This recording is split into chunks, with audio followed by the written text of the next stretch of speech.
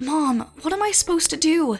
Someone's in the house and I don't know who they are, and they're stealing some things, it looks like. Wait, what? What do you mean someone's in the house? Who's stealing things from us? My son's voice was shaking as he called me at work. I left work early immediately, informing my boss of the situation, of course, and as I rushed home, I called the police. I could never have known that awaited me back at home was an extremely shocking reality, one that would render my family's relationship in shambles. My name is Carol, and I'm a 30-year-old nurse. My husband, Paul, is 39 years old, and he was recently promoted to chief at his job in the business management department of a furniture company. We have one child, a son, in the 5th grade, whose name is Hunter. He's a very kind and caring boy. Just the other day, as an extra item that came with the bar of chocolate he got on Halloween, there was a necklace that was frankly really pretty, despite the fact it was made of translucent plastic beads of color. He gave that necklace to me as a present. Just the thought of the present made me so happy. What a sweet little angel I have. And how I met my husband Paul was when he was admitted to the hospital where I work with a broken leg. He called to me after a couple days and said he'd completely fallen in love with me at first sight. That caused me to have a negative impression of him at first, which was honestly a little unfortunate on his part. But even while he was in the hospital, he was still working his office job remotely, and many of his colleagues came to visit him and even brought him some gifts to wish him a quick recovery. I was often in the room, running tests on him, when his colleagues dropped by with a box that suggested something sweet inside. This eventually made me believe he might not be a strange person after all, and he kept on talking to me many times. When you do your best in rehabilitation and when you get out of the hospital, let's go on a date then, is what I told him absent-mindedly. The reason it wasn't genuine was because I was sure he would go to another woman as soon as he left the hospital. But then, perhaps my words gave him so much motivation. His rehabilitation period ended a full week before it should have, and once he got out of the hospital, we exchanged our contact information, and we eventually went on a date. He made a lot of date plans for me, and made lots of suggestions. He also stated what he wanted to do on our dates, and eagerly tried to find compromises to make us both satisfied with the date. I fell in love with this kind, flexible attitude of his. And as they say, once you fall in love, you lose the contest. By the time we got married, I had fallen more in love with my husband than he ever had in me. I had hardly ever been in a relationship before, and I wasn't convinced I could love one person so much, which meant that I'd never loved anyone this much, and I was a little confused. But he accepted my love for him and reciprocated it enough so that I felt like I was in the Garden of Eden. Maybe he was able to do this because he was older than me, but I was also very relieved by his receptivity. I was always afraid that a man would run off as soon as I made my affections for him known to him. He made no such promises. On the contrary, he showered me with the love and attention I always hoped I would receive. Thanks to my husband's kindness, our married life was wonderful, and everything went really smoothly. And then when our son, Hunter, was born, I was living a truly happy life. It was tough raising a child while I was working, but I was able to take a good amount of maternal leave, and I was able to register him into daycare right when I returned to work. I think I was very blessed with a top-notch child-rearing environment. Because Paul is in charge of a lot of business, being section manager and all, he is under a lot of pressure, and I wonder if that pressure from work was sometimes too much. Because during busy times, sometimes he would complain to me and utter words of frustration and dissatisfaction. You have life easy when you're tired, don't you? You get maternity leave and you literally don't have to work to get paid, huh? He occasionally said something sarcastic like that, and to hear my husband say things that weren't exactly pleasant to hear as his wife made me a bit depressed. But when Hunter got a fever, for example, Paul would say, Well, thanks to you, even if my son gets a fever, I can work without worrying about him, because I know he's in good hands. If it weren't for you, I'd be too worried to get anything done during my job. Thanks for taking care of our kids, and for everything else you do around here. It depended on the moment. He had a different attitude at different times, but I told myself I had to support my husband, who is busy with his work, no matter what. That's what I grew to accept, his Dr. Jekyll and Mr. Hyde, the whole package. Because I had been living with him like this for so long, I was able to never really fret about what he said when he was in one of his bad moods. Perhaps Paul also got used to his job. His little outbursts of anger started to become less and less frequent, and we didn't have big fights anymore. But recently, my husband's job seemed to have been experiencing a dip in overall business performance, and it was struggling to get back in the green. My husband himself was in the middle of an important project that could get him promoted to section manager in a month or two. He was working more overtime than ever before, and he had more weekend sleepovers at the office, as well as business trips outside the city. When I work during the night, I have to leave my son with my parents, and Paul started to utter irritated sarcasm about it pretty often. Well, when you work at night, you get to sleep peacefully during the day, and you have your hospital shift at night. It's nice to be able to skip out on the childcare, I'm not trying to skip out on childcare. When I work nights, I sleep during the day. I wait until my son comes home. I sometimes go to my parents' house to pick him up. It's not always easy being at home all the time, you know? Yeah, whatever. See if I give a goddamn. The fact remains, I'm working my ass off every day and do everything as hard as I can for the sake of my family. It's the same for me too, Paul. You know that's not true at all. I'm really jealous of people like you, making money by doing nothing all day long. That's what he tells me when he's in one of his moods. I'm also doing my best, just like he is, so it wasn't hard on me when he denied that truth. What in the world happened to Paul's kindness and his flexibility? Those were the reasons why I fell for him originally when we were still dating. Then, one day, I would have been on a day shift, but it just so happened that a nurse who had a night shift got sick and couldn't come in that day. I was suddenly assigned to the night shift. I thought I could rely on my husband to take care of him just for the night, but he responded that he was going to be late.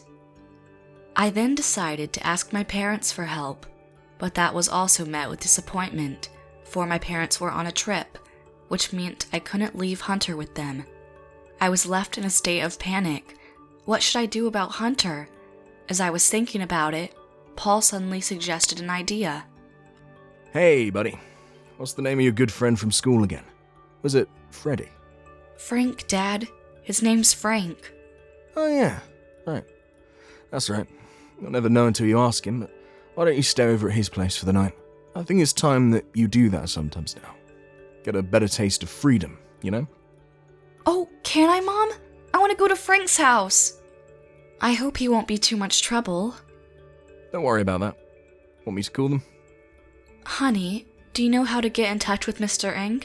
I don't think you've ever met him before. Oh shit. Well, I totally forgot about that. I can't call them after all, looks like. I'll call him myself then.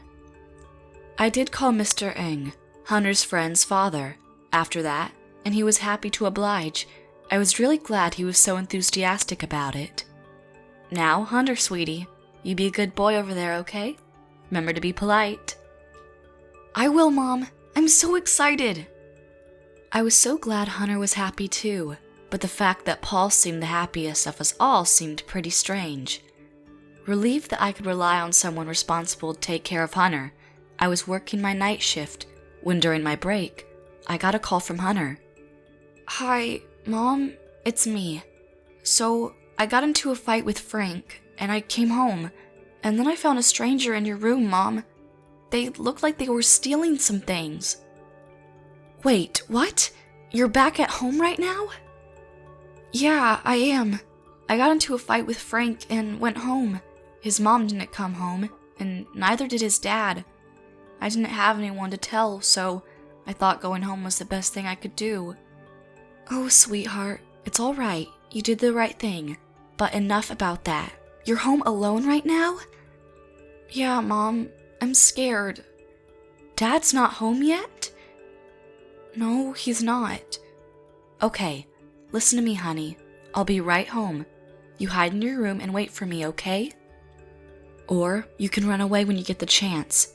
Go visit Mrs. London, that very friendly old woman in the neighborhood, okay? Okay, Mom. Come home quick, okay? I will, darling. I told my boss what was going on and decided to go home. In the meantime, I tried calling my husband to no avail. I proceeded to call the police as I rushed home.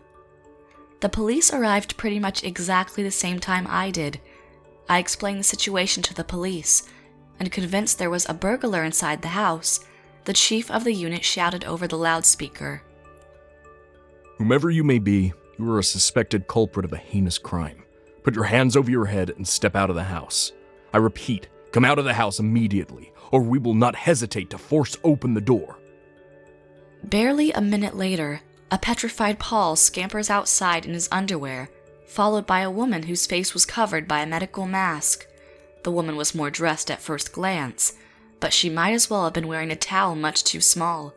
The clothes she wore served no purpose whatsoever. The police officer and I both saw it, and a quick glance at each other made me realize we'd come to the same conclusion. The police confirmed that there were no thieves in the house, so they then proceeded to call my son, who was in the house. It's okay, buddy. This is the chief of police. The thief's been caught, and you're safe to come outside to your mom now. You're okay, buddy. You can come out now. Mere seconds later, we all beheld that terrified boy sprinting out the front door towards me. He jumped into my open arms. I'm sorry, Hunter. I'm so sorry I left you in such a scary situation. Mom! Mommy! I was so scared. You told me I could run away if you could, but I was too scared to move. Oh, Hunter, darling. Then, as if remembering something, Hunter began to shout. That person! The person's the one who stole the jewelry I gave you as a present, Mom. Just as he said so, the chief of police, whose name was Officer Choi, precipitated towards the woman. A few other officers began to approach the trembling couple from multiple directions. Wait a minute, hold on a second. Officer Choi stopped at the sound of my voice, and then the woman hid her face. But it was futile. I could always recognize those eyes, since one was green and the other was gray. You're Danica Ang. You're Frank's mother, aren't you? Then, the woman turns to me with a bitter smile on her face. Well, I guess the cat's out of the bag. How could you? Well, I guess it's okay to admit everything. The cat's out of the bag anyway. My husband didn't take me seriously at all, so I just whistled to Paul, who seemed to be the perfect idiot to give me what I wanted. He just came running. You have a child. Why would you? Women will always be women, don't we? I was just playing with someone who I wanted to treat me like I wanted them to, like a woman. And by the way, I heard through the mother's grapevine of gossip that Hunter's mom worked as a high-ranking nurse at a large hospital. I wondered if you were rich because of that, so I sneaked around your room, hoping to find lots of accessories and jewelry. Sure enough, you really did have lots. I told this idiot here to go shopping, and while he was out, whoopsie-daisy, I went and stole them.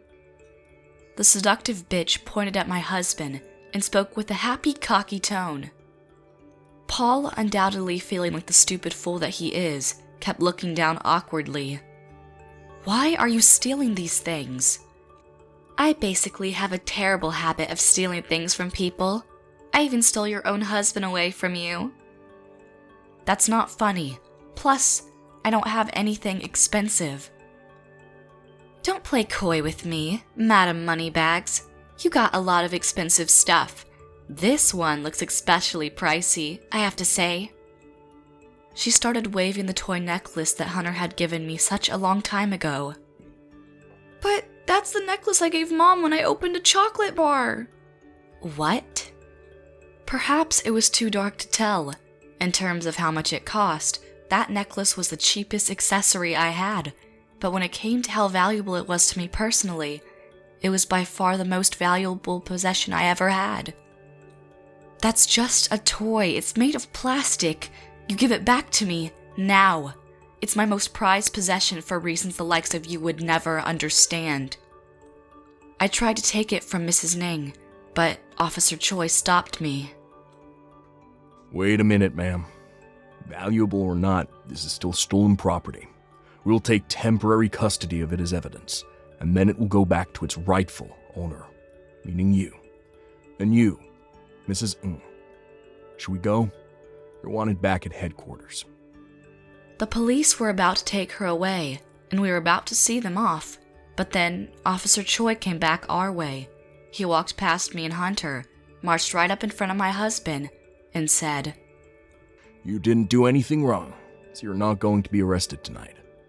But as a human being, you did the worst thing possible. A man who betrays his family is no different from a legitimate criminal. I hope you understand the severity of your crimes. If not, your wife will surely help you. He glared at him in silence for a couple seconds, Paul himself breathing heavily. Officer Choi then turned around, tipped his cap to me, took Mrs. Ning by the arm, and left. All that was left behind was 4 things: myself, my sobbing son, my treacherous husband, and the deadliest silence known to mankind. It lasted for what seemed an eternity before Hunter spoke up. When did you come home, Dad? You weren't here when I got home from Frank's house. Oh, yeah, I wasn't, buddy. Paul Sturgis, you told me with your own mouth that you would be working late tonight and thus couldn't take care of our beloved son. And yet here you are at home, and oh, look at that. The time is barely 7:30. And you were with your son's friend's mother, and you rush outside looking like a chicken on Ritalin when the police blaring their loudspeakers. I hope you understand. I have so many questions. Perhaps my husband thought he had no other choice but to confess at this point, because crouched down on the ground in his underwear and started talking. According to what he had to say, his relationship with Mrs. Yang had been ongoing for some time. She'd been staying over quite a lot lately, and they were additionally going to stay at hotels before. When it was decided that Hunter was going to his lover's house for a sleepover with her son, the fact that he explicitly said he'd call them was perhaps a mere slip of the tongue. I was working so hard up until this point, and right when I wanted someone to release the stress in the best of ways, you were also working your ass off, and my pride wouldn't let me let you beat me in how hard we worked. So I just couldn't go home and heal. And then she came along. All I ever wanted was to release all this stress and negativity. And I swear to you, I never meant to cheat on you. And then this time, since I suddenly got the night shift, he was going to let Hunter sleep over at Frank's place while they were going to have some fun. But I don't want to be with my son's friend's mother. That's the last thing I want. It was all just fun and games to make up for what we wanted. It's not at all like we're in a relationship. the sheer audacity of saying such nonsense as though it was an acceptable excuse. Do you have any idea how scared your own son was? And also, fun and games, was it? The two of you both have families, and you still think it's okay to do something like that? I know it was wrong, but I thought that the fact that I never stopped loving you and Hunter would spare me a bit of mercy. I guess I was wrong. How dare you? You shameful, self-centered bastard. I can't do this anymore. I can't frickin' be with someone like this. I've been able to put up with your comments until now because I thought you were working hard. But in truth, you were saying all those things because you didn't want anything to do with me again. That's why you practically cheated on me. And to think that I was living for someone like that. I'm so ashamed. I'm done with her, and she got arrested. Isn't that good enough for you? Paul really didn't seem to care, nor did he seem to understand the sheer severity of his treason. There's no way anything would ever be good enough. I'm taking custody of Hunter. Oh, come on. You don't mean to file for divorce now, do you? But of course I do. I'm not the one who's going to take care of your bullshit anymore. That will be my lawyer's job from now on, all right? But even Hunter would be better off with his father. Don't you think so, pal? This stranger of a man spoke to my darling son. Hunter looked at the man in a way I've never seen before and said, "Hey, Dad, I remember one thing you told me a few years ago. You told me, and you made me memorize it. A man protects a woman, right?" That's right, buddy. Dad made a small mistake, but I promise you, I'm going to protect your mum from now on, okay? Pinky promise. She doesn't need you anymore. She has me now, and I'm going to protect her all by myself. You did your job now, it's my turn, and I don't want you to ruin it. And when he said that, the man put his hands on the ground and went limp with shock. Hunter and I walked away from the hollow shell that remained where stood what once was our beautiful family home. Then, Hunter grabbed my hand and stopped me. "I want to go say I'm sorry to Frank. Dad also caused him a lot of trouble anyway. I know you two had a fight, and it's very good of you to think you should apologize, but about Frank's mom, I will talk to his dad and work things out. That's going to be our business, so you don't have to worry about it, sweetheart." With that, we headed for Frank's house. Hunter apologized to Frank, and they made up, and then they went up to Frank's room.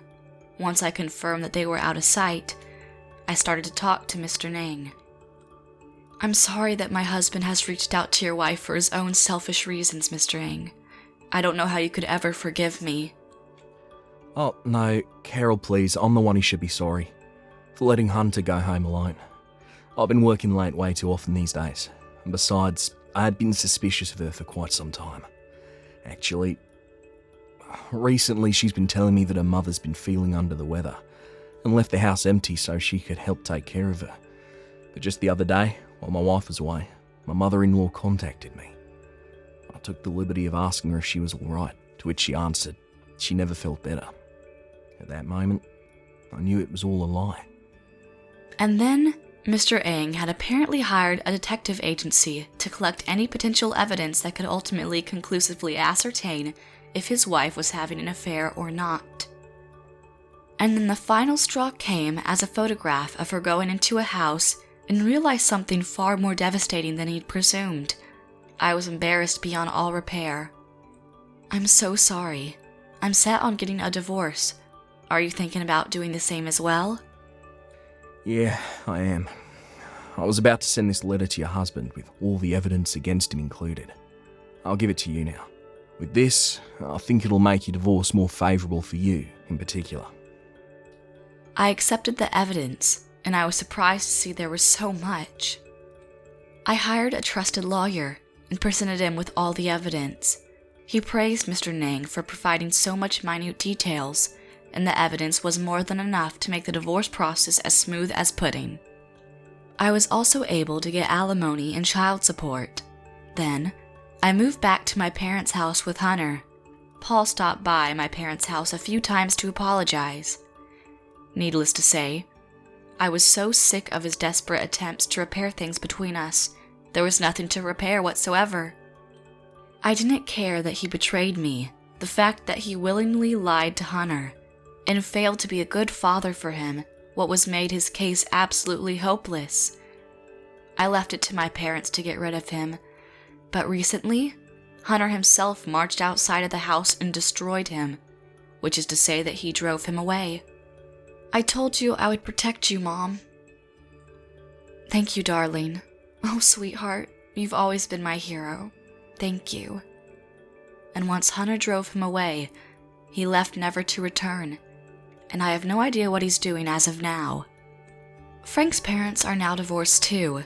I also demanded alimony from Mrs. Nang. Her parents apparently decided to shoulder the financial demands, on the condition that they cut their daughter free from their family. She couldn't stand to be without a man in her life and started working in a cabaret, but she also began to urge her customers to marry her, and as a result, the customers started to leave the bar, never to return. This eventually led to the head of the establishment worry about the place's image, and as a means to save its reputation, they fired her after a couple weeks. I don't know what she's doing now, but I'm sure she's out there somewhere, probably looking for a man like that whore that she is. Pardon my language. In conclusion, I now live with my parents and with my darling son, Hunter. He is still the kindest soul known to man. He carries my stuff for me and folds the laundry for me to help. And my gosh, is he helping so much. I hope my son will continue to be this angel of a human being, and I'm going to do everything I can to support him in growing up to become a man that will make many girls swoon for him, and that will be in charge of his own happy, peaceful life. My job's going well, and with my parents around to help me out with the childcare, I believe this hope of mine will become a reality. Wish us luck!